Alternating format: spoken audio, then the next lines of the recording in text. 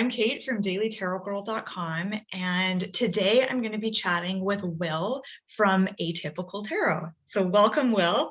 I'm so excited, Will, to chat with you. So Will, along with me, we're both fellow teachers in this year's Tarot Summer School, and Will is teaching a class on the Thoth Tarot system. So I can't wait to ask you some questions about that.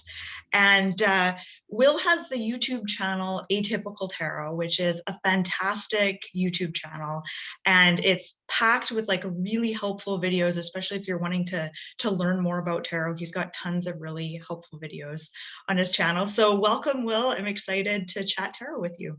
Well, thank you for having me, first of all. And I've been watching your channel for a while now, and I really enjoy it. And thank you for that wonderful introduction. I really appreciate it. And yeah, it's great to be able to talk to you. I love talking about tarot and that tarot related things. So it's always great to be on someone's channel, get to know them, and just chat. Yeah.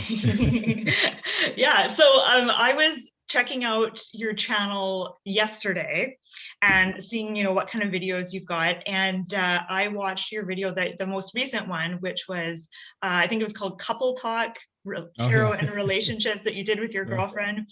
Yeah. And I love that. So in that video, you're saying, that like when you first met your girlfriend, she was like not at all into tarot, but you're like super into it. And I thought that was so, I laughed a lot, like when I was watching the video, just how you guys interact and what you guys were saying about tarot. I thought that was great. And I could really relate to it because, my husband is not even remotely interested in tarot, and I'm like super into it and have been for a long time. So I could really relate to a lot of the stuff that you're saying in that video. And I think that that is like a very common thing with a lot of couples with tarot. Like one person's really into it, the other person isn't. And like in your case, your girlfriend isn't into it really, but she's not like against it or anything like that. And I hear from lots of people who, their partner like really hates tarot, or they, they're like, or they think it's really dumb or something like that. And I think that that would be really challenging. Oh yeah, that's definitely a tough one. I've actually seen situations like that, and it's difficult to manage that because it's deeper than just a hobby. It's deeper than just an interest. It goes more into your beliefs as well. And then so when you have beliefs, it definitely, when people challenge those, it kind of feels like they're coming into a territory that's a little bit more personal, well, a lot more personal, and just a lot more tricky to negotiate there. So having someone that is maybe they're not interested in it, but very respectful, and they give you your space to explore it and to learn and to feel comfortable I think it's just really important, and for any relationship and for anything that you might be interested in, that you're really passionate about. And so I think that happens a lot. Yeah, definitely. So I had a lot of fun doing that video, and I always have fun with Corey. She just makes me laugh, and we just have a great time. So that was just a really nice video. I want to have her on more and just do more stuff like that, because I like having her as a part of that. Yeah, she's really fun, and she just seems like a really kind of like down to earth kind of person. Oh yeah. So that's really interesting what you said about how tarot isn't just like any other hobby, like there's a deeper element to it. Can you say a little bit more about that? Because I think that that's true. Like if you're with a partner and you like tennis but they don't, like who cares? But like it does seem like it's a little bit different with something like tarot. Yeah, it is, because it depends on what how you use tarot. And I think a lot of people use it for, just so many different things. It could be reflection, journaling. It could really help you with you may have like problems with organization, or planning, or even just your confidence, or like anxiety levels or something like that. And so it becomes a part of a tool that you use to really, well, for me personally, to really try to understand my feelings, my day-to-day, just being aware of how I feel day to day, and just daily reflecting. And to take that away, or for someone to diminish that in some way, it kind of stings a bit, because it's something that you feel like has really been there and been supportive and helpful. So I think when anyone challenges that, I feel like, well, they don't really understand. They don't understand how it's important to me. It's not the most important thing. It's not like something that I can't live without, but it's something that has been there and been a part of my life for quite a bit of time. So I think that if someone doesn't understand, they should at least try to put themselves in your position and see if they can understand why it's important and why you use it, and maybe ask you questions about, well, how does it help you, or instead of just brushing it off as what they know from TV or media. Yeah, So yeah. yeah. Yeah, and when I think about my own relationship with tarot and how I use tarot, it's often kind of the way that I have a conversation with my like higher self or my deeper self or something like that. And like kind of it's how I unpack certain emotions and issues and things like that. Yeah. Absolutely. And you're right. It's we talk about your higher self, it's a spiritual connection as well. And that's something that I think, I've felt and experienced using tarot to be able to communicate. So it's a medium or a form of tapping into something within you, or really finding answers from your higher self, your inner self. Definitely. Yeah. So Absolutely. the one question that I really want to ask you is like, how do you use tarot in your day-to-day life? Like, do you mostly just do self readings? Do you do a lot of readings for others? Like how do you use tarot in a day-to-day kind of sense? Right. I mostly do self readings, and I think that's been the thing that's really helped the most, because I feel like the more I look at myself, the more I kind of understand what's going on with me, and then I can use that when I do readings for others to really understand where they're coming from. So I do readings for others as well, and I have enjoyed that. I really love doing that. I really love to talk to people and to have tarot as something that really assists us in getting to the root of anything that they might be going through, and forming plans and looking at things that they can do to really navigate through a time in their life. And I think that's something that we can do just on a regular basis, even if it's without tarot. But I find that tarot just helps facilitate that in a really easy way, in a way that I feel like not only am I tapping into like my higher self or my inner self, or getting information that maybe I wouldn't have gotten otherwise by looking at an image that might trigger something in my mind that really is needing to come out into the forefront.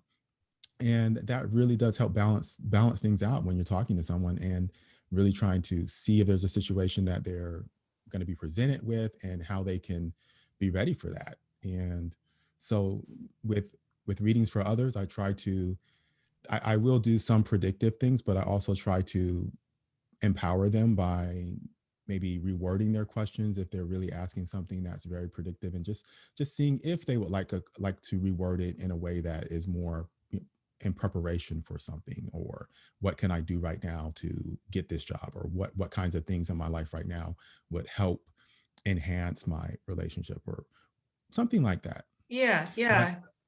mhm, yeah. You sound like you're a good reader. Well, I'm trying, and I don't do a lot. I want to do more readings, but I haven't really promoted it as much. I don't have a website or anything like that. I just, if people message me, I'll tell them, hey, email me. Yeah, sure, I'll do it. And I like to do them over like Zoom or Google Meet, because it's just better. It's more personal for me. I feel like there's more of a connection there. But I'll also do them. Uh, I'll email a reading typed up too. But I like to talk to people and get their feedback too, because I Nice. think I think with Yeah. reading, yeah, I think with readings it's important to listen to. Yeah. Yeah, I think one of the things I loved about tarot reading when I first started doing it for other people is that it allows you to have a much deeper conversation than than normal day-to-day conversations. Like, I feel like there's so many, I feel like I have a lot of like kind of, I don't want to say shallow conversations, but like they kind of are, right? And Yeah. when you bring tarot into it, it allows you to go a little bit deeper. And I think I love how I could sit down with a complete stranger and just have like a really deep conversation about, what's going on in their lives and stuff like That's that. That's an excellent point because usually I'm a pretty quiet person, or like if I meet someone, I won't talk as much because I do like deeper conversations. I do like when people are willing to tell me things that really are something, something that they wouldn't normally say on like a surface level thing. And I have to actually resist that sometimes because when I meet someone, sometimes I will want to just go way too far as to what, some of the topics I want to discuss. And they're like, wait a minute, I just wanted to talk about, my day the other day. But yeah, Yeah, it's yeah, yeah. And I think that I've noticed that people that are drawn to tarot, generally speaking, tend to be a little bit more introverted than extroverted. Like, I feel like there's almost like a personality type that a lot of tarot readers have, or I should say not a personality type, but like there's certain personality traits that I feel like a lot of readers have. And I think being introverted and being drawn to having those deeper conversations tends to be two of those traits. I think so too. I mean, I've found that being introverted, a lot of empaths, a lot of people that are very sensitive to energy, I find that they're drawn to it.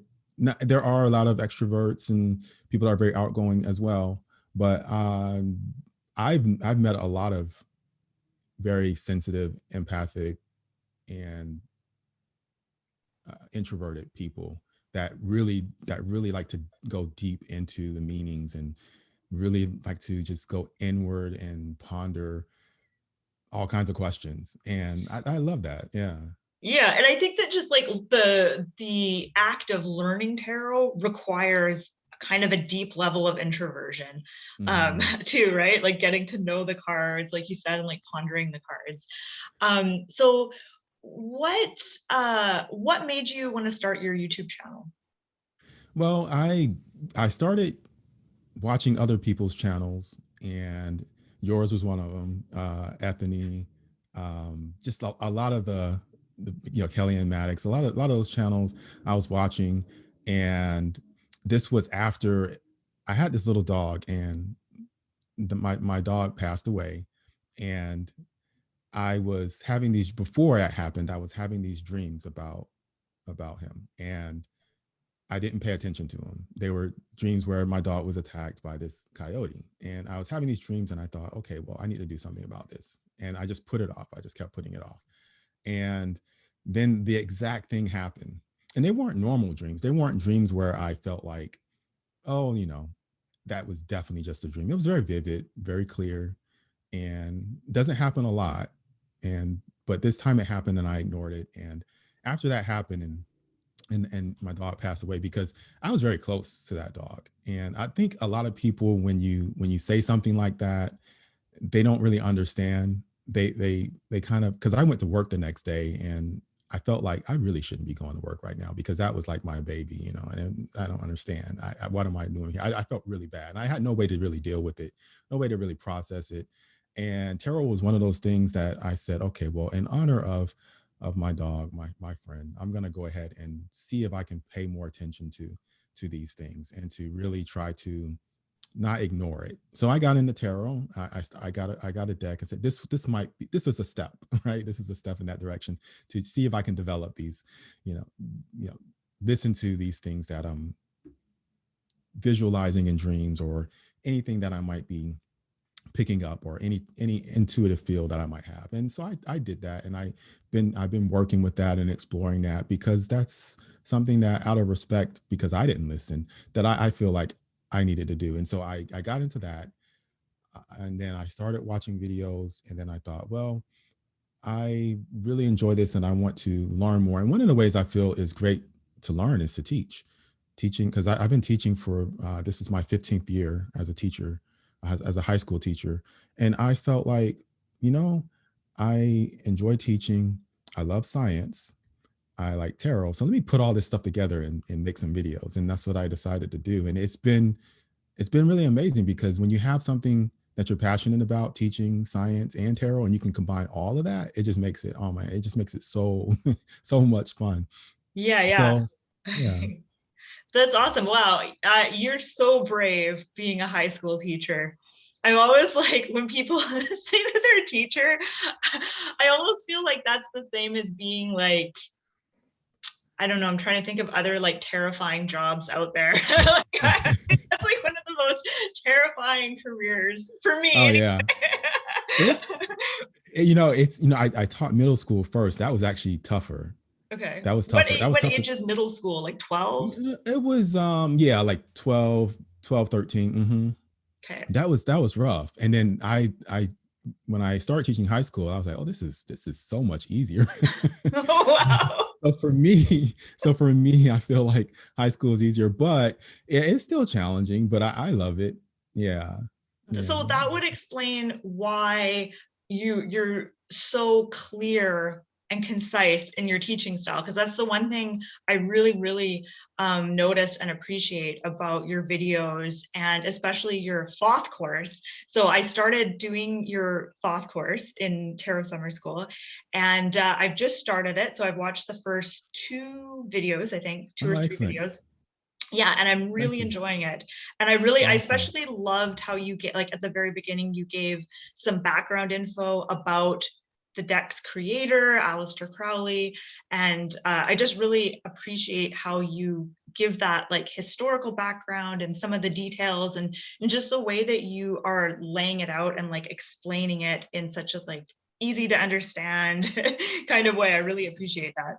Well, thank you. I feel like those things are important to go over in the beginning because they tie into when I start talking about cards and the meanings, because that deck has a lot of history built into it that are in the cards, and a lot of the things that Alistair, I say Crowley sometimes. I'll go backwards from Crowley to Crowley. I know that some people have their opinions about that, but at the Alistair Crowley, he experienced a lot of things, and those things you can see them in many of the cards, like with some of the deities and and some of the symbols that are in there. And I like to talk about those things in the beginning, and then reflect on those as I go through the cards.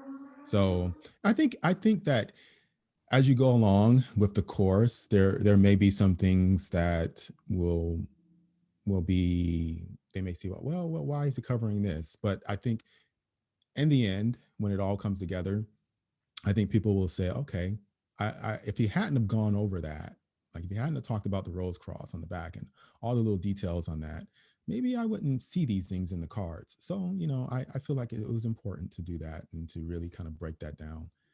Yeah, Hmm. yeah. So what made you want to create a course on the Thoth system? You know what? I feel like I started out with the RWS system and I love it. That's the system that I use mostly for readings, actually. And on my channel, I always include it. And it's the one that I feel like I connect with on a divinatory level the most, the RWS system.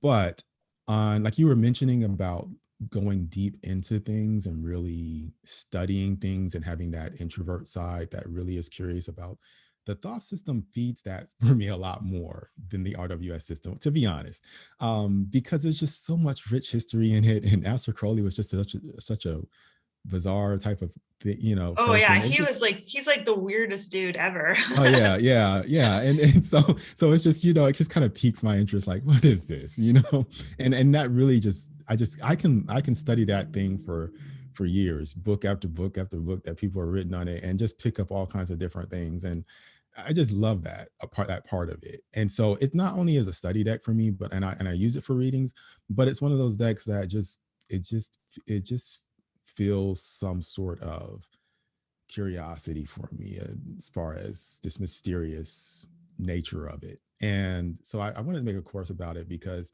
I I see it for its divination purpose, but I also see it for its spiritual purpose. And there's a certain message within it that really does help us understand this relationship between duality, between opposites, and what that really is, and how we can look at that in a different way, and not so much as, this is so bad, this is so good, but how can they work together? What is this connection between the two? And I think he was really hitting on something with this deck, and in terms of that. Mhm. Okay, yeah. My next question, which I think you just answered, is like, why would someone want to read with the Thoth deck as opposed to the Rider-Waite deck? Right, and I think that it lends itself a little bit more to a interpretation, if you're using it for yourself, to an interpretation that might give you a little bit more of a broader experience as far as the history of it and all the things that are connected to it. The astrology is, I feel, very much pushed to the forefront in this deck with the small cards, because they're more pip like. So you're kind of forced to look at those astrological symbols, and look at the relationship between those. You're sort of forced to really look at the Kabbalistic tree and blend that in, and take all those components, and combine that to really get your message across. So it really does push you a bit in terms of your readings in a different way, but it gives you a really big, full, broad picture. Now, as far as reading for others with it, I find that to be a little bit more challenging, because I think that if someone's brand new to it, you may see things in your reading, and you'll have to kind of translate that in your head before you can really communicate with them about why you're saying what you're saying in the reading, because you're picking up something about astrology or Kabbalah based on the card that you're getting. And you don't, in if there's someone brand new and you start talking about the Kabbalistic tree of life and astrology, they might be like, I don't understand this reading. So Yeah.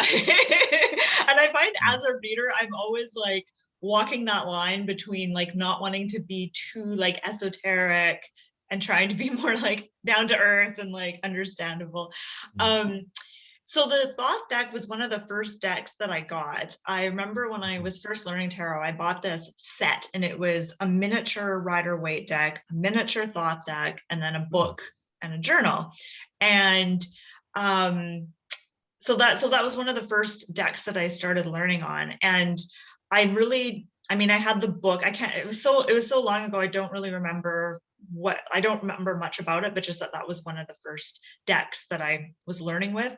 And yeah. I really liked it, but I didn't really, I never really got to know that deck very well. I found it to Mhm. be more intense than the Rider-Waite, and I found like a lot of the images to just be really, really intense and more memorable in some ways than the Rider-Waite.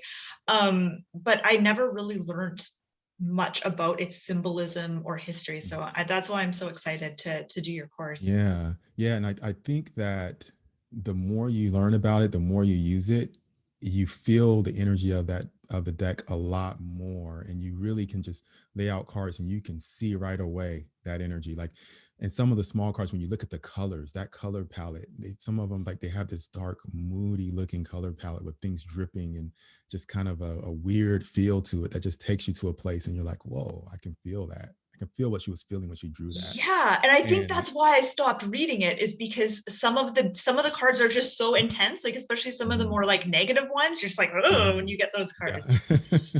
Exactly. And I think that a part of that is also because Lady Frida Harris and Aleister Crowley, they were intense people that really saw things in a different way. And you really have to kind of understand where they're coming from when you're using the Thoth system, because so I read the Emerald Tablets before I got the Thoth deck. I didn't even know about the Thoth deck really until after I read the Emerald Tablets. Was something that I read a long time ago, because it was something that I just thought was interesting, and I was just reading about it, and I read that a lot.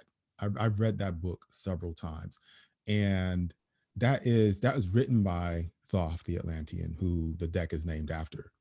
And a lot of people don't read that, and I find that even though it's a difficult read, it's one of those reads where you're like, what is this? It's a, he was an alchemist. He's also known as Hermes. He was Mercury, but he's a communicator, he's a messenger. He was someone who was able to really give information in a way that could transmute, change, really um, make things preparatory for enhancing intellect and making you understand. And when you read that, I feel like it prepares you for what they are going to say. There's certain things that are said in the Emerald Tablets that are beautiful, like finding the light within the darkness and things like that. And when you read that, you're like, wait a minute, I know exactly what they're talking about, how certain things that are light are within this dark, shadowy thing, and you have to get through the darkness to get to the light. And he talks about these things, and I'm like, okay, I can see that connection, because I feel like with the Thoth deck, there's this darkness, but you get to the light. When you get to the light, you're like, whoa, this is a beautiful thing that they're talking about here. It was just surrounded by this little shadowy thing, but it's actually very nice.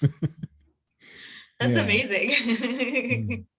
Yeah, it's in there. You just have to really, get to it. And I think it's like that for a reason. It's really like that for a reason. Because with any divination, with anything that you're getting into, there is a level of confidence you need. Because if you're very fearful, you're very like, you're in a state where you're like, I don't know about this tarot thing. I probably don't want to mess with it. You probably don't want to, tap into it, because it could take you to a place that, you don't want to be.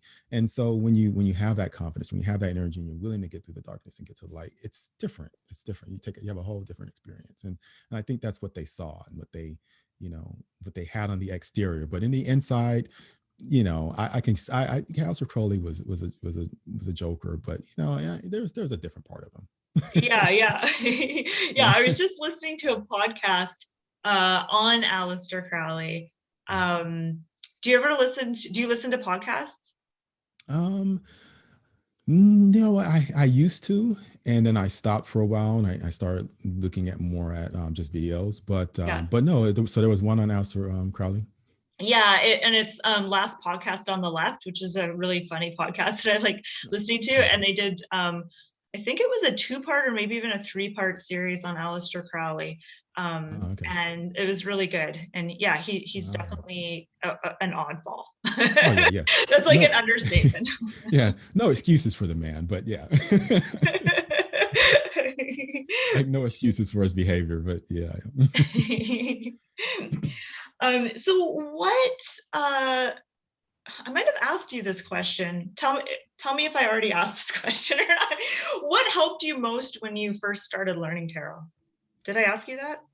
No, not Okay. really. A couple of things. So first, um, other people, watching people like your channel, Anthony's channel, Kellyanne Maddox, all a lot of different people that are out there that really taught and really talked about the cards, and that really helped me. That was probably the number one thing, because I did have books, and what I found was that I would I would look at them, I would read them, but there was something about listening to people really talk passionately about it that really helped, because I could feel that excitement too. Because right at the beginning, I was very excited about it and very, really had that energy. And I still do, but it was just new and fresh. And to see that and to see other people talking about it was really good.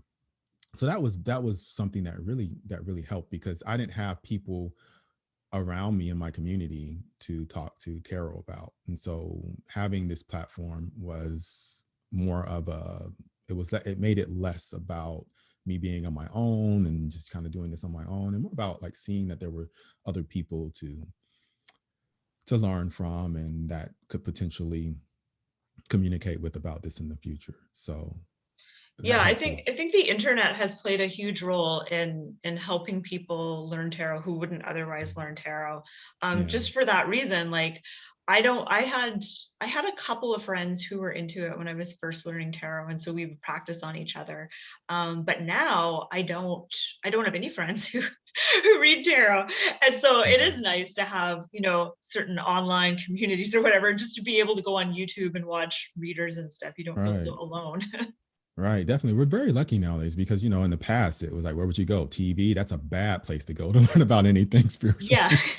Even like astrology, you get like these little like, newspapers and things like that that are daily things, and it's like, I don't know. There's deeper things of, that are involved here. And so, yeah, Speaking of yeah. TV, do you remember the Miss Cleo infomercials? The Oh late my night. goodness, yeah. Oh yeah, Yeah, that yeah, was yeah, like absolutely. that was sort of my first introduction, I think, to tarot was like those infomercials. Oh yeah. Those things just, I mean, they almost ruined it for a lot of people because I think some people still only remember that. Right. Yeah.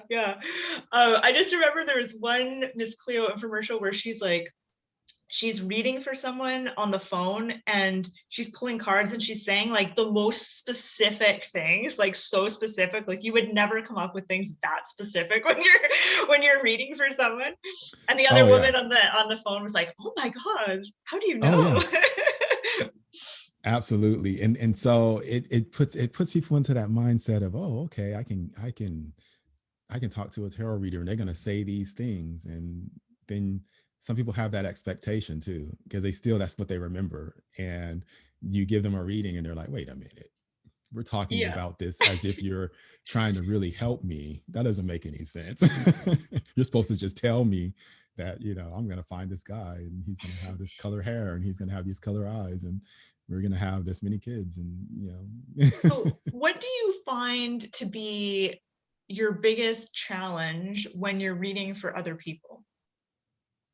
um, I think, it's the expectation that I have to really give them an answer that's so profound or something like that, and not just being comfortable with what I did and going back and over analyzing the reading and thinking, well, was it something that, did I really do what they wanted? And I feel comfortable with it afterwards. I'll think about it and I'll feel comfortable with it, but still in the back of my mind, I'm thinking, well, maybe they were expecting something different. And that's tough because you want to make sure that it's something that's helpful. It's something that they can build on and take with them and make their lives better. But to not be sure about that, and a lot of times you never hear anything else. So you don't know what happened or how their life went. So that's kind of the tough thing, is really just letting that go and just doing the reading and just letting it go, being comfortable with it, and not really dinging yourself for, oh, I should have said this, or maybe I Yeah. wasn't predictive enough. Yeah. I resonate with all of that stuff that you said. I find that to be the biggest challenge is when you're reading for someone and it's obvious that they have a set of expectations, especially if Hmm. they're like wanting you to predict the future or Hmm. something like that. Like that to me like really stresses me out when I know the Oh person I'm yeah. reading for has like a ton of like really high expectations, or if they just don't really understand what a tarot reading is. Like they've maybe just seen it in movies and stuff, so they have like Hmm. this whole like weird preconceived notion of what a tarot reading is going to be like. And I think Hmm. that I'm kind of a people pleaser in a way that like I want them to be happy. I want to say good things, and so Absolutely. yeah, so that can be stressful too, I think. Yeah, yeah. And then if you try to say things that they want to hear, and you're going in that direction, and then you really feel like, okay, well, I can't go too far with this. There is a limit where I feel like, okay, I don't want to say this because I'm really not feeling that that's gonna be the case. Then sometimes I found that they will see that and they'll try to push you or nudge you a little bit to, okay, go ahead and say it. Go ahead and say it. Or they'll try to say, well, maybe that card, that could be it, right? And you're like, okay, no, sorry. But to try to get around those things is tough sometimes. Yeah. Yeah. Oh, so what other interests do you have other than tarot? So on my channel, I talk a lot about science, and so chemistry has been an interest of mine, kind of exploring that and fusing that with tarot, because I think it connects on certain levels. you have the Kabbalistic tree of life, which is this blueprint of so many different things, the story of creation and different energies that are around. There's this blueprint there, and the periodic table, all the elements sort of fit into that that tree as well. They fit on top of that blueprint, and then tarot kind of fits on top of that blueprint, and I've seen that. And so I've been really interested in that, and exploring science in different ways, opening myself up to different things about science that maybe other people aren't willing to look at because of the ridicule, or maybe their job would just be in jeopardy. And I understand that. I totally understand that. Some scientists, they don't want to touch certain esoteric occult things because they feel like, okay, this is going to look bad for my career. Like, But can as you in give me an example of something like that? like alternate realities, if you're talking about things like, okay, um, let's say you have an interest in paranormal things, or you're interested in you know something spiritual, that on a scientific level, like you're looking at, okay, well, what really is the mind, or what really is spirit, and you start talking about that, and you start talking about it with science. It's kind of hard to really explore those things scientifically without really tapping into the balance of a spiritual explanation, because you're not going to get physical data all the time. You have to really be open, and allow yourself to just say, okay, I'm going to look at the possibility and explore it, and not really require all of this concrete logic, because you're going to have to unravel that as you go along spiritually. And there's no way to really explore certain aspects of reality on a purely logic scientific level. It will completely limit you. I mean, it's like, I don't know how to explain it, but I think that I've seen it before, where you have ideas that maybe are ridiculed, but at the same time admired by the scientific community. For example, a long time ago, you watch a movie like Star Trek, and they're talking with these things, and everybody's like, oh, that's not going to happen. No one can talk with no wires. And then, but there's scientists looking at it, and they're making it. They're just not going to really come out and talk about all those details. There's scientists working on things like, the Hadron Collider, which is smashing all these particles and creating all these different effects. But they're not, and they're interested in those effects, and they see what's happening, but they're not really talking about it on a spiritual level. They're going to just give you that science behind it, because they don't want to get too much into the side that's going to be a little bit more, um, I guess, tricky to really discuss, because of course people are going to look at it and they're going to just tear it apart. So they stick with the logical things, and if they see something that baffles them, like all of the UFO stuff that's coming out now, that's being released and going to the Pentagon, they saw that long time ago, but and they didn't understand it. But it takes time now for them to finally be comfortable with saying, okay, we don't know what this is. Let's give them a report. We don't know how these things are moving. But they didn't want to, no scientists really wanted to come out and really talk about that in the forefront, and be the lead person, because of the stigma that's associated with stepping outside of the realm of pure logic. So Yeah. Yeah. And I yeah. think also it kind of opens a can of worms too, because once you start acknowledging the reality of UFOs, or the reality of other dimensions and other realities, it just opens so many questions, right? And It it, does. it it feels unsafe to a lot of people, because we don't know a lot about it, and it's unpredictable, and Mhm. it really kind of shakes your foundations. And it's one thing for certain people to talk about it, but once you get the scientific community start talking about it, that's when it sets into people like, oh, okay, well, maybe they don't know what these are. Maybe it is something to it. And so I think they try to spoon feed it bit by bit, little by little, so that some people can handle it, and it just drags on. But I think that it's important to really be open about these things, and that's one of the things that I feel it would be a good shift, and that's why I try to nurture that within myself, to just be a little bit more willing to talk about these things and not so close up. And I think I'm in a position where I can actually do that. I'm not really, I do teach science, but I'm not really in the, in the medical field talking about certain things. So people aren't going to look at it in a certain way. Now, that's one of the reasons why I really admire Nikola Tesla, because he wasn't afraid to talk about these things. And he just stepped outside the box like, this is what I know. This is what happened. I don't care what you think. And I really love that about him. Have you ever read any books by Dolores Cannon? Yeah, and I've actually seen her speak, on YouTube. I watched her talking about, oh, absolutely amazing stuff, and all the time. I read a book, I think it was Convoluted Universe or something like that from her a while back. I love that Convoluted one. Universe, maybe? Yeah, Convoluted Universe. I read that. Yeah. Mhm. Oh yeah, I really like that. Yeah, her books really kind of opened my mind to the idea of like the possibility of other dimensions and other lifetimes and other planets and galaxies and stuff like that. Like it just really kind of expanded my mind a lot. Have you ever astral traveled? There was one time where I got into that and I was like, okay, I'm gonna do this, and I I did. It wasn't very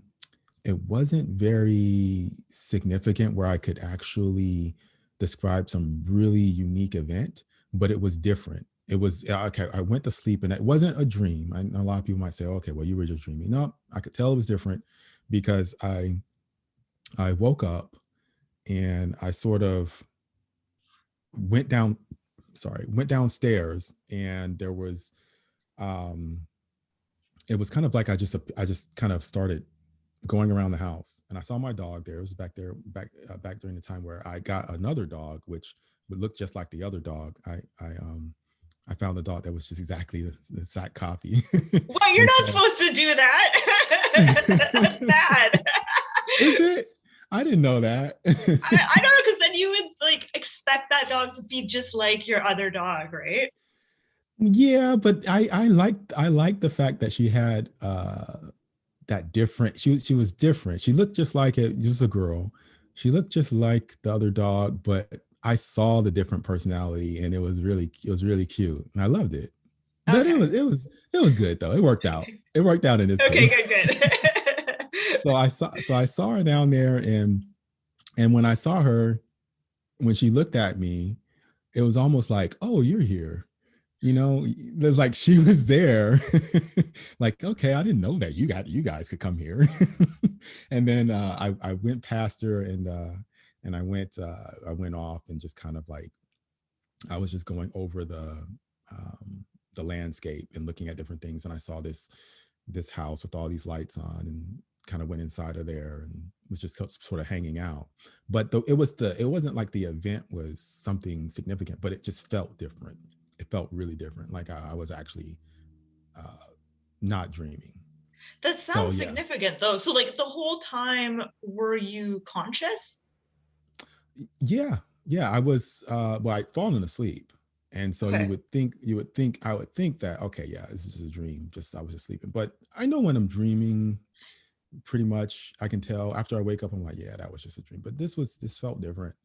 It felt a lot different.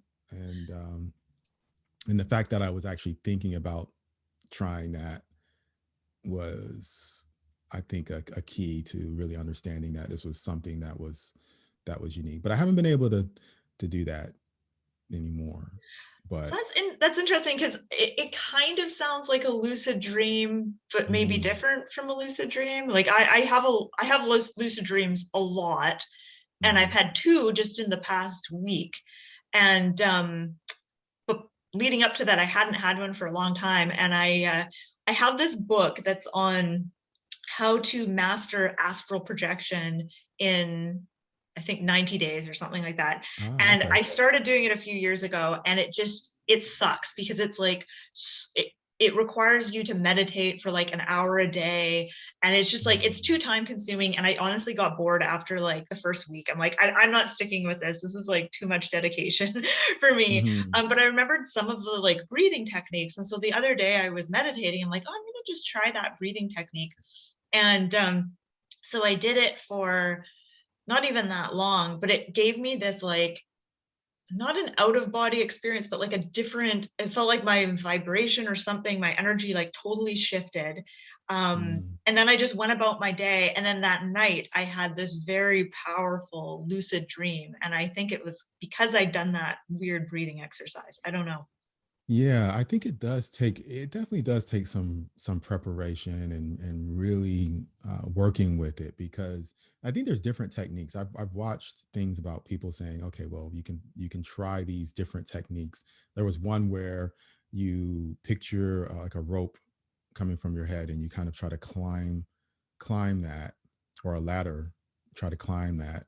And then there's others, but I think it depends on the person too. Just like meditation, it's different for different people. Different techniques work for different people.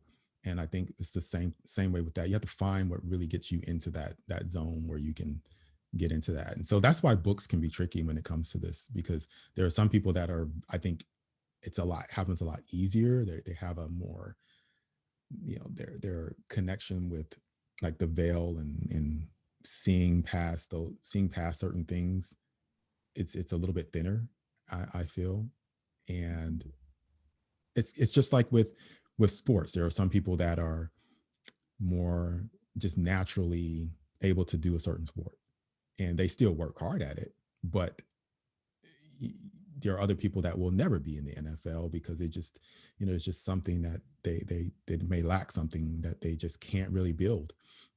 But I think it can be like that with these things, and we have to try them out, see if it works for us. But then there could be other areas where we excel, and so we have to find the area, I think, that really works for us first, and we can explore the other areas as well. But I think the hardest part is really finding that area where you you naturally just have that potential to really tap into. And I've kind of been finding that, but I still haven't really fully embraced that with myself. But it's there, and I think in all of us there's something there. Like, we have the different clairs, and I think that it's part of that too. But I think there's more than the ones that we usually mention, because I've seen different people have different abilities. They may fall under those in some way, but I think there's different categories too. What do you think the other categories are? Because I know like there's, some people are more visual, some people are auditory, Mhm. some people are sensory. What do you think the other categories are?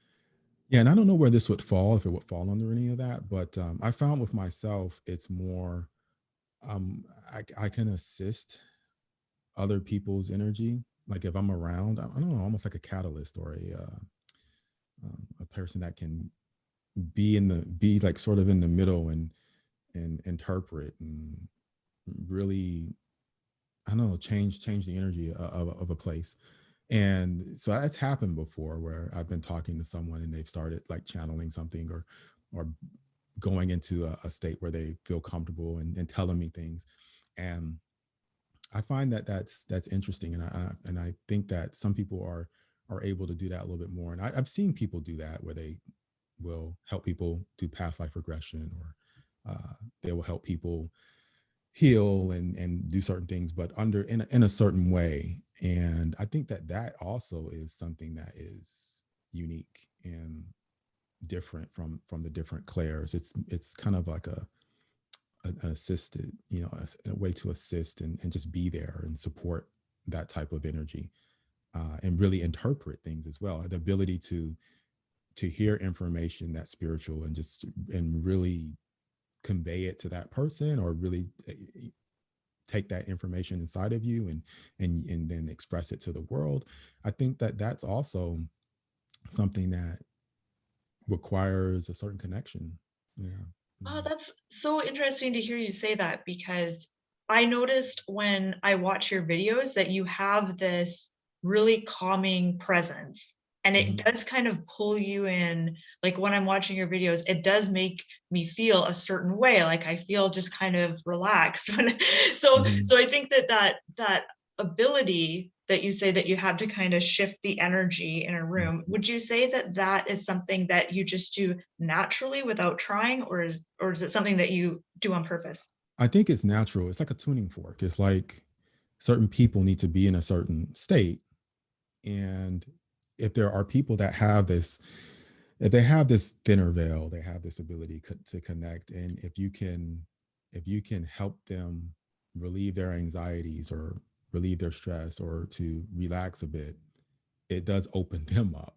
And so you kind of help them get to that point. And otherwise they don't really get there because they're dealing with a lot of things. And a lot of times people that have thinner veils, they are, sometimes they do have a lot of anxieties and a lot of stress because they don't really understand what's going on. They don't see it. And I can see it. I'm like, okay, I think you're tapping into a lot of things and you're getting a lot of things here and it's confusing you and you're having trouble. And I want to help.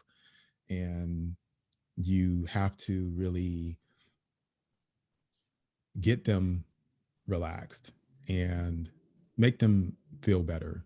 And then they'll open up and they'll kind of tap into things and they'll get to that state and then they'll channel or they'll bring in information and it's really cool. Mm-hmm.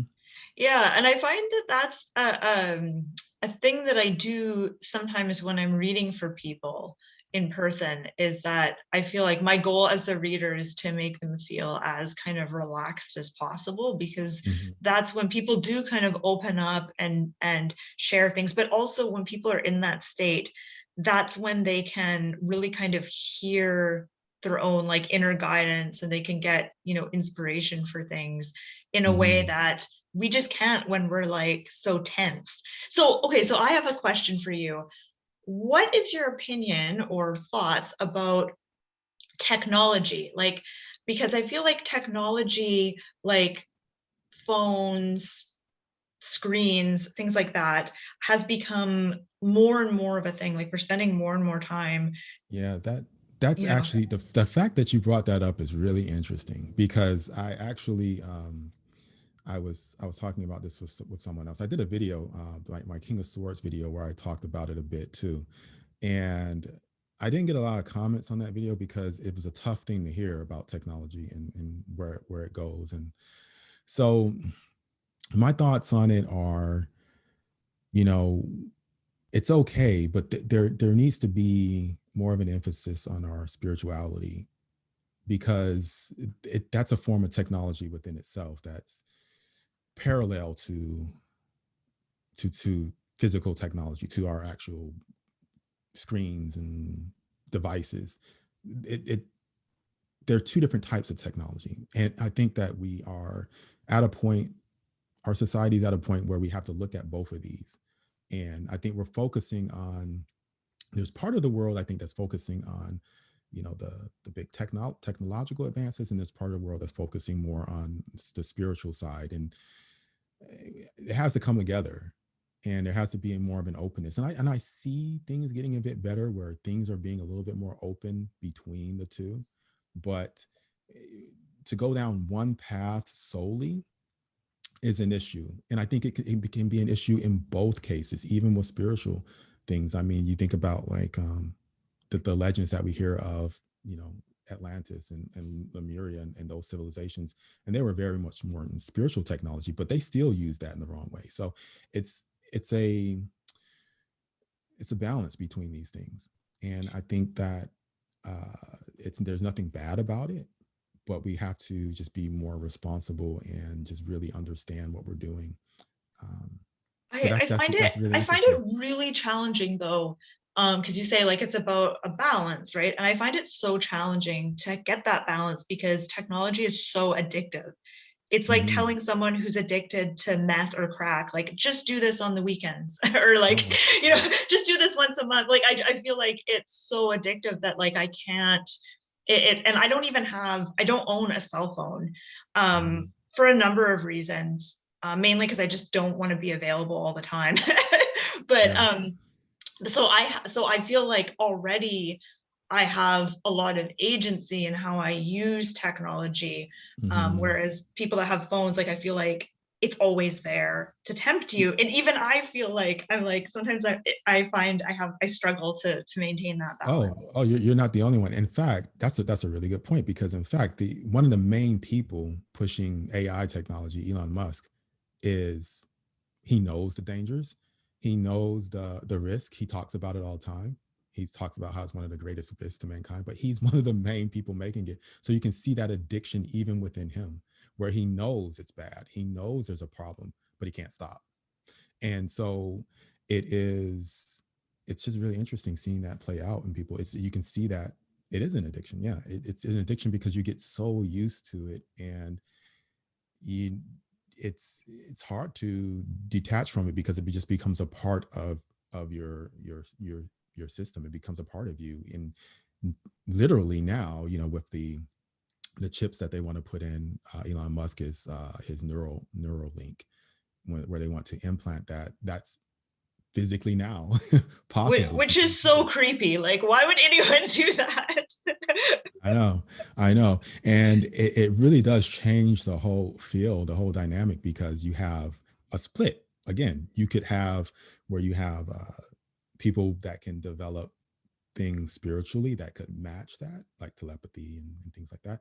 But then you also have people that on a scientific level can do the same, can replicate the same things with Neuralink and things like that. So if you don't develop in certain areas spiritually, then you could be at a big disadvantage to someone that has a Neuralink.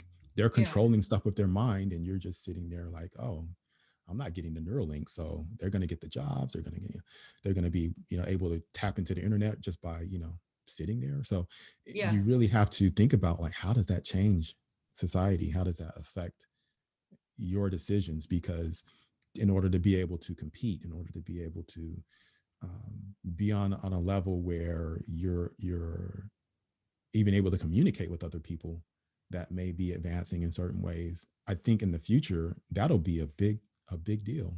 I mean, right now it's at the I beginning think it stages. will be. And like even right now, like everyone I know has a phone and I'm like the only person that doesn't. And I feel like there's so many things now that interface with a phone and nothing else. Like I just found out like you can't upload to Instagram if you don't have a phone. You can't do that on like desktop, right? Nope, you can't. You can't. In fact, Instagram is one of the most limited ones as far as using other things. They like to keep you there, and that's another thing, because that whole ability to control you in a certain way, like Instagram, like you can't even put links to other places in Instagram. They want you to stay there. Like if you put a post and you try to get someone to go somewhere else, it won't let you make it linkable, clickable. Oh, It's like, really? yeah, like if you put something there and you say, okay, I want you to go to this link, like for Tarot Summer School, Yeah. I was trying to put the links there, but people can't click on it. So they have to actually copy and paste the whole thing and try to go somewhere else. So they make it difficult for people to get off. They Yeah. want you to keep, they want you to stay there and keep Stay scrolling. there. So yeah, so it's tricky. Yeah. Yeah, yeah, but That's the like one. even now, like just not having a phone, I feel like it's gonna reach a point where I will have to make a decision. Like, am I going to get the phone and join join society, or am I going to not get it and just move to a cabin in the woods and I start know. hunting and fishing or whatever? I Like, know. like I it's know. like I'm gonna have to make that choice probably at some point. Yeah. Yeah, I know. It's tough because yeah, that's a big decision. I mean, that sounds nice though, a cabin in the woods, hunting and fishing. Though I kind of like that, but Yeah. I like some, I don't think I could hunt. I don't know how to hunt or fish. And I don't think I could probably fish. I don't think I could like kill deer and stuff like that. yeah, that'd be tough. Yeah, but Yeah. yeah, that's the um thing. Yeah, I, and then gardens are tough too. Like like a lot of people say, well, I'm going to grow a garden and grow all my things. That that takes time and that's tough. I mean, you could starve. So you have to know what you're doing on that, because I living know off the land. gardening is deceptively difficult. I don't garden. My husband is like super into it. And so I'll like do a bit of watering and stuff like that, but he's really into gardening. And like there's been so many times where like half our stuff has failed. And Mm-hmm. yeah, it's like it's Yeah, not the easiest thing. It takes like a lot of work. that's a skill. Yeah, hats off to anybody that's into that, man. Yeah, yeah. I've That's been really working yeah. on a video about technology and intuition and how um, the two things kind of connect and how I think Yeah. technology influences intuition. I've been working on this blog post for months now, and I just haven't done the video for it yet.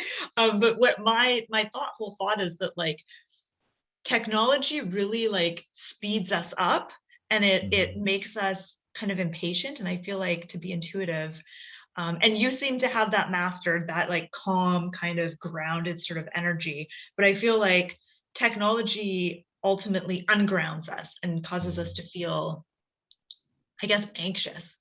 Mm. Yeah. Yeah, I think it can sort of speed things up because you can do so many more things in so much less time, and things are just so much more, they're efficient, but at the same time you're piling more stuff on. So you're kind of, filling things up, and you're not really taking your patient, you're not really being patient, taking your time with one thing and focusing on one thing. You got different things beeping in your head and going off around you, and so you're like going from thing to thing, and it just adds to that complexity. But there's just these pros and cons. Like I was saying before earlier, I was saying, okay, well, we have the internet now, and if I didn't have it, I probably would be looking at tarot in a different way, because I wouldn't have YouTube and really being able to see things differently. So I still have that little bit of respect there, where it's like, okay, there are some good things, but then again, it's tough to reconcile that when you see the potential, when you see where it's going, and you see, okay, well, we're kind of taking it a bit too far. It's kind of like a doctor prescribes something like a medication. He's like, okay, you take the pills to, you know, to help with the pain. But then you're like, okay, I'm going to start downing the bottle and just, getting addicted to these painkillers. And I feel like there's a purpose for it, but we're kind of like just, downing it. There's too much, just going Yeah. full blast with it. So, there's certain things we don't need. Like, do we need a neural link? I don't Yeah, think we I need know. that. I think we've been Totally. okay without that one. So yeah. So I realize we're at the hour mark. I don't want to take too much more of your time, but I do want to talk about UFOs because Ah, yeah, you yeah. brought it up. So what are your thoughts on that? Like, I think that the government has been aware of UFOs for a very long time. And I mean, Mhm. there's ancient paintings, um, and that show, I think it was like cave paintings or something that showed UFOs. And I know that, I don't know if it was Leonardo da Vinci, there's some old paintings that show UFOs in the background. So I think that UFOs have probably been around for a very long, long time. I don't think it's anything new. Oh, What are your absolutely thoughts? not. I'm really into that. I've been studying that a lot. As far as ancient civilizations, I've looked at that, the connection with UFOs and that. I've looked at as far as them being, what kind of phenomena are they? Are they more of a dimensional thing, or is it more of an actual, traveling the distance? And so that's a big part of it too, because if there is a way that they're traveling that involves, come popping in and out of different timelines and dimensions and things like that, that's intense. It just goes so far as what the possibilities are. And the fact that some of these things, I feel like we can't really understand because we're not looking at it correctly. For example, let's say there's this example I like to think about called flat world, like looking at a two-dimensional, like if you were looking at a two-dimensional world on a piece of paper, like say that, just imagine there's some imaginary world on a piece of paper called flat world, two-dimensional, and they can only see on that two-dimensional plane. They don't even know you're looking at them on this piece of paper. And if you were to try to communicate with them, you could take a pencil, or you could take your finger and poke it through the piece of paper, but all they can see is that slice from the piece of paper. So they can just see like a cross section of that part of your finger or the pencil. They can't see the entire pencil because you're only poking that part into flat world, which is this thin layer. It's two-dimensional. And so the three-dimensional world to exist outside of it, and all of that can't be seen, but it can interact only within a certain way with the world that's two-dimensional.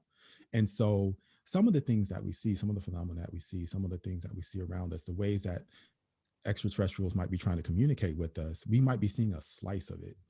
And it's we have to step outside of the box and really get into more of a spiritual way of thinking about it, because that might be the key to really understanding what some of these beings are trying to say and trying to do. Others might be, it might be more of a physical thing. It might be more of a vibrational thing where, yeah, they can drop down in vibration and actually communicate with us. But I think that also there are cases where we just miss stuff. You know, they're trying, but we miss stuff. Like, you know, um, there could be ways of looking at information, like you see crop circles and different phenomena and things like that, that we might just be not really understanding or not really paying attention to. But it's interesting. I love that topic, and I could talk all day about that particular topic because it's I I love yeah. how you explained it, and it makes me think of that book Flatland. I mean, you've obviously uh, read Flatland, right? no, I Oh, never. because like how you were describing that, I'm like, oh, that's the book Flatland. Like you must have just read Ah, it. no, So there's a I book that you never read would that. really like called Flatland. It was written a long time ago, like I don't know, maybe the 20s or 30s or something.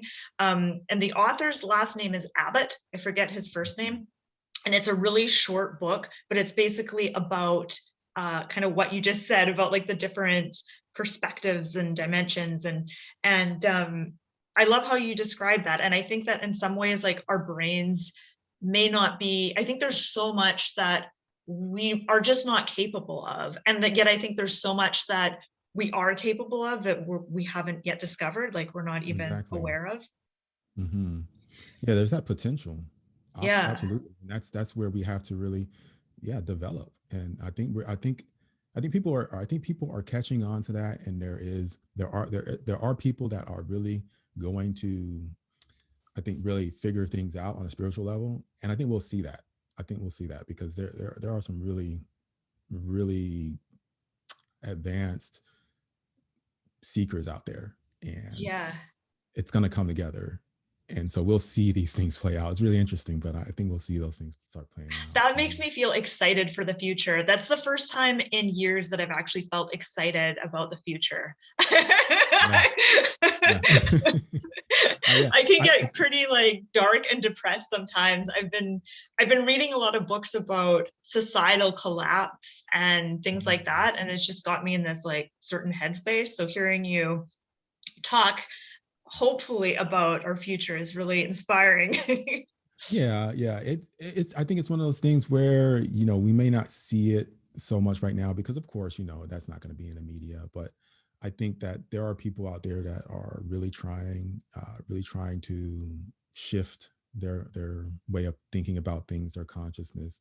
It reminds me of in the Thoth system, actually. You know, you have those different aeons. You have the aeon of Isis, Osiris, and then Horus, which is what we're in. And there's a future aeon called Mot. So the aeon of um, of Horus is more about the individual and building yourself up and really finding out, connecting with your inner self, connecting with your, you know, your holy guardian angels, what they call it, and just really connecting with the guide that's within you. And the age of Mott is the collective consciousness. And it takes time to get to that, but that is the next one.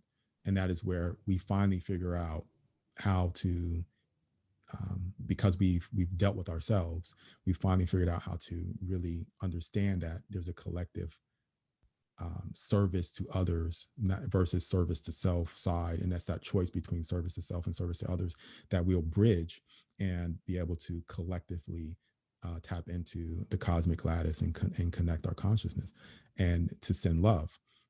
And that's the thing I think that uh, any any group that would want to, you know, I guess interfere with mankind's development or anything like that is absolutely afraid of, because that's very powerful, and that's where we're going. And so that is something that I see, you know, people actually talking about collective consciousness. That word actually comes up now, um, and I think that that's something that's going to become more common. I think that's something that's going to become more accepted. And as we talk about that more, and people actually start doing that, I think we'll see that You definitely. know, it's so interesting to hear you say that because it ties in with a book that I'm reading, which is not a Mm, tarot book. It's do you know who Chris Hedges is? no. He's an American journalist. I'm reading Okay. his book called Wages of Rebellion. And Uh, it's about well, it's about rebels in society and people that start revolutions and blah blah blah. Mhm. But there was something that he said in that book that I thought was really powerful, and he said that the most sub I mean, I'm not going to be able to quote him, but the gist of what he said was like the most subversive, rebellious thing that we can actually do is see the good in people and be like kind and loving to one another, and that Yeah, that is something that the system doesn't really want us to do because exactly, it exactly. That is the key, and that is something that we're going to need to really tap into. And it's an absolute power there, but we don't see it. You're right. He's right. yeah, and Yep. and just the idea of like not being afraid of your neighbor and being and anyways, I thought that was such a profound Well, mhm. Well, thing. Yeah, it's a part of it is because we are conditioned, in society.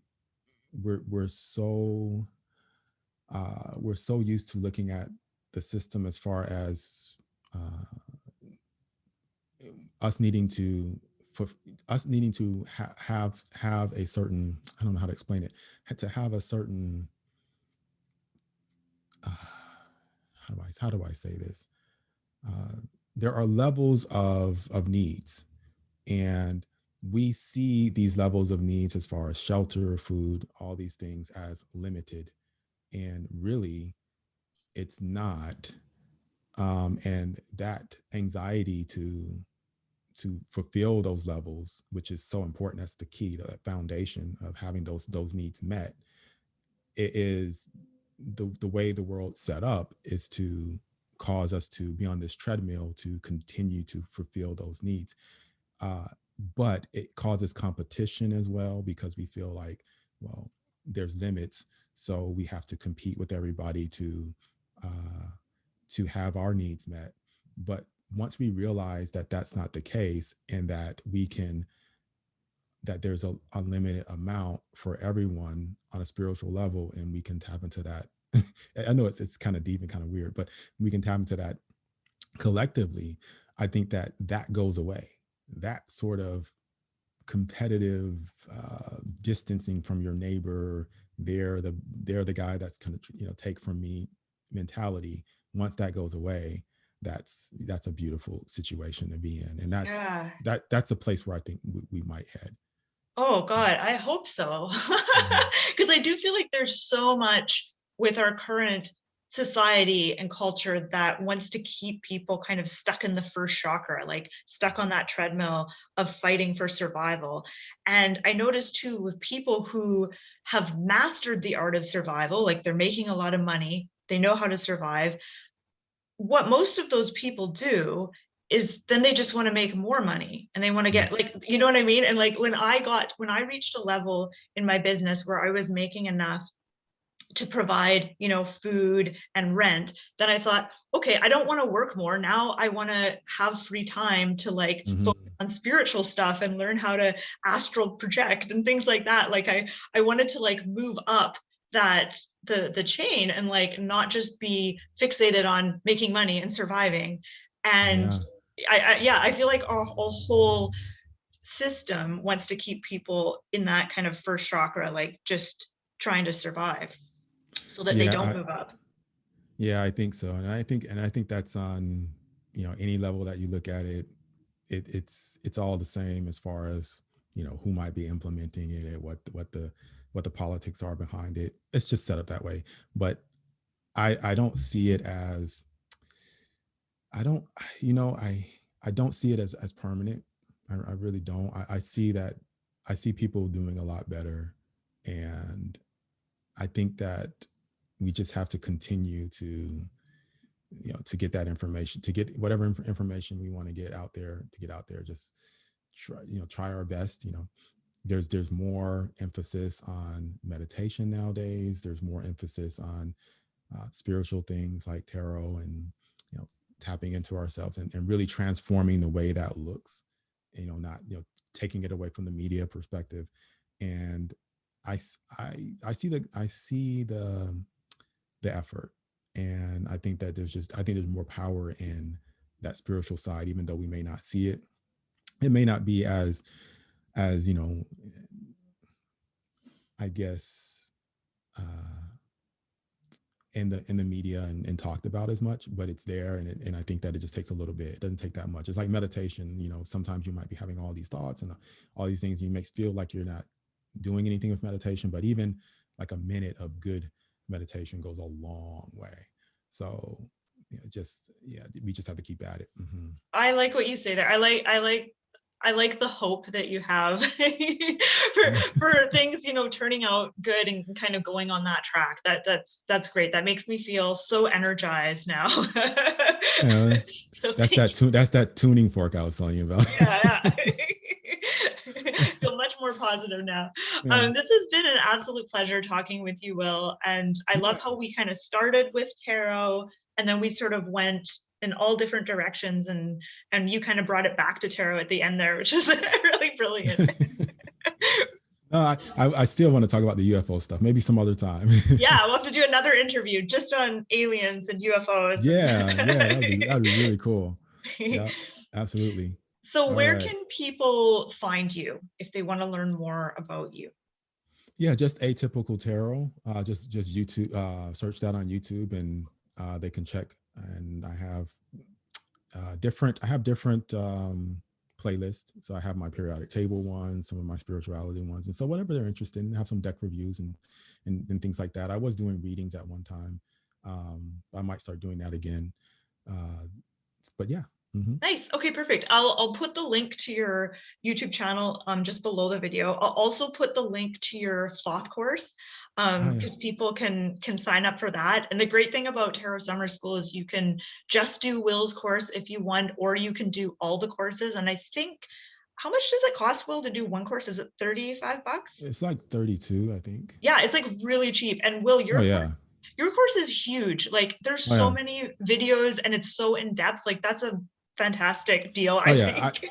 I feel very comfortable with that course being $32. I think that it could be I think it could be more. But it's the thing about it is, I feel like